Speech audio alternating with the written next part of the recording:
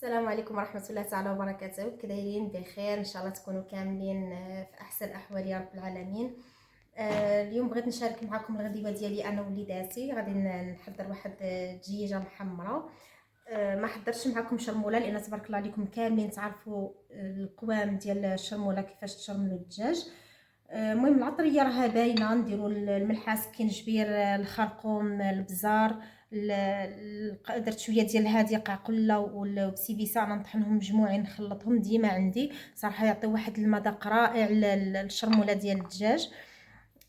شرملتهم. هاد العطريه اللي راها هنا هي اللي درتها في الدجاج، هذه راني موجداها باش نديرها في ديك المريقه. ما كثرتش هنايا، غير شويه شويه. والملحه ديروا غير شويه لان عندنا السمن البلدي والحامض المصير راهم مالحين. دونك الملح نردوا البال مع الملح، وديك المريقه تجي خاسره ومجمره. دونك غادي تجي مالحه لا كثرتوا من الملح. هادو هما العطريه اللي درنا في الدجاج. شرملتها البارح في الليل، خليتها ترقد في ديك الشرموله. وما تنساوش الزيت البلديه، زيت العود ديما تكون في الشرموله، تعطيها واحد المذاق زوين. دابا غادي نديرو نوجدو المريقه ديالنا. انا درتها هنايا في الكوكوت، ولكن ما غاديش نسد عليها، غادي نخليها طيب غير طنجه. عندي هنايا واحد البصيله قطعتها بحال هكا صغيورين، مربعات صغيورين بحال كاين اللي بغى يقطعها زعما شويه كبيره تجي باينه في المقام. تعجبني بحال هكا حتى المريقه ديالها تجي خاسره. وعندي هنايا كاس ديال الزيت لان راني دايره زيت العود في الشرموله. بغيتو تخلطوا ديروا الزيت العاديه وديروا زيت العود في المرقه، ما عندكمش حتى شي مشكل. وهنا كما قلت لكم العطريه سكينجبير، الخرقوم، البزار، قاقله وبسيبيسه وشويه ديال الملح. العطريه راها كاينه في شرموله، هذه غير باش المريقه تجينا مبنه وصافي. غادي ندير هاد البصيله شويه تشحر بحال هكذا على النار، غير واحد شويه، ونحط الدجيجه ديالي طيب. المهم كاملين راكم تعرفوا كيفاش طيبوا الدجاج محمر. الحاجه اللي بغيت نشاركها معكم في هاد الغديوه هذه وهي البطاطا ديال الفران. صراحه تجي زوينه بزاف. انا غادي نمشي نكمل المريقه ديالي ونرجع باش نحضر معكم البطاطا ديال الفران. البطاطا ديالنا هي هذه، تقطعيها بحال هكذا مرصويات، ماشي بحال نص بطاطا، غتقسميها على واحد 4 ولا 5 ديال المرصويات، تجي بحال هكذا، تجي شويه رقيقه باش تعطي ديك القرمشه. حاولوا ما ديروهاش غليظه. هنايا راه درت لها سلقتها في شويه ديال الملحه. هنايا عندي لاطه اللي ندخلها للفران. غادي نخوي ديك البطاطا ديالي هنا.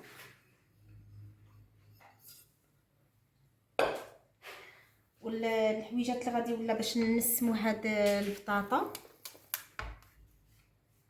نديروا لها شويه ديال الملح، ما نكثروش لان راه ديجا سلقناها في الملح بحال هكذا.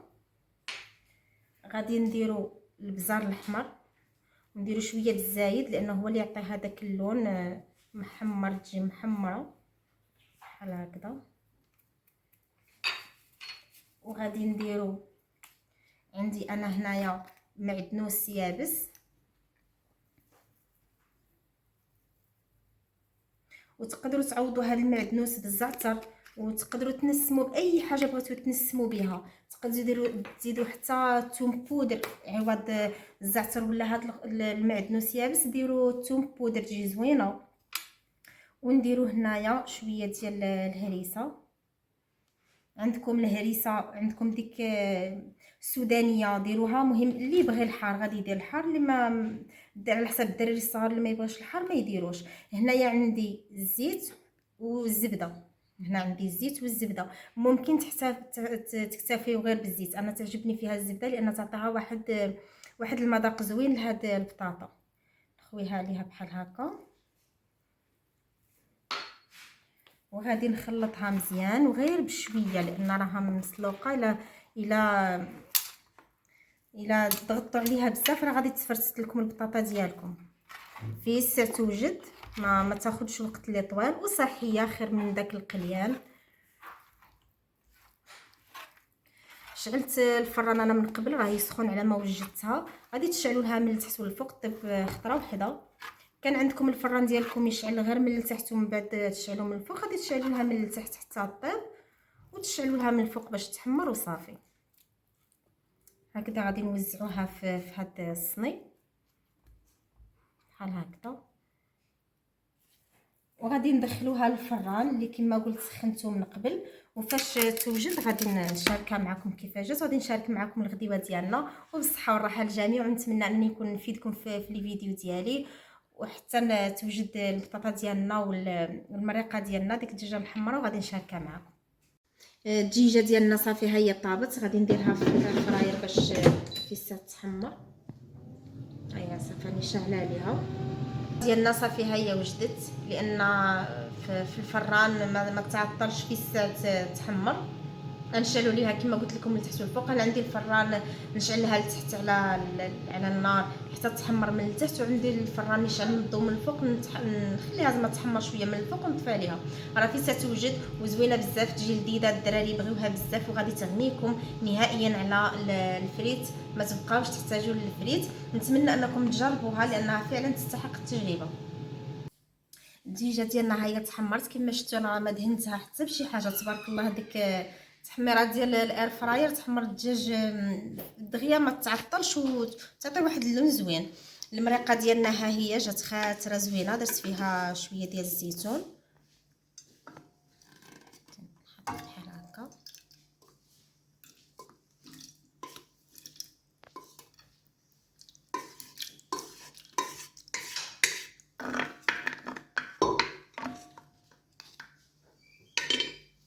الطيبه ديالنا ها هي جات زوينه تبارك الله، واحد الريحه تكون تخرج من الفران ملي تكون طيب، والله الا رائعه.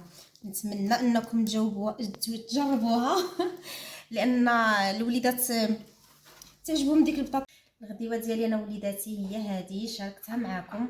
البطاطا بهذه الطريقه ديال الفران، نتمنى انكم تجربوها لانها صراحه زوينه ودغيا طيب، ماشي بحال القليه تبقاي واقفه عليه. وتنفعكم حتى للمدرسه، تقدروا توجدوا لوليداتكم سندويتشات مع هذه البطيطه صحيه وزوينه. الدجاجه ديالنا من تحمرت هي هذه، صراحه التحمار ديال الاير فراير زوين، ما شفتو ما دهنتها حتى بشي حاجه ويجي اللون ديالها زوين. المريقه اخترتها شويه زدت معها شويه ديال الزيتون. كان هذا هو الغدا ديالنا ديال اليوم، هذا هو الفيديو ديالي ديال هذا النهار. ما تنساونيش بالاشتراك في القناه وشي تعليق زوين باش نزيد، باش نتشجع ونزيد بالقناه اللي قدام. وما تنساونيش باللي لايك. وشكرا لكم، تبارك الله عليكم كاملين، والفيديو الجاي ان شاء الله.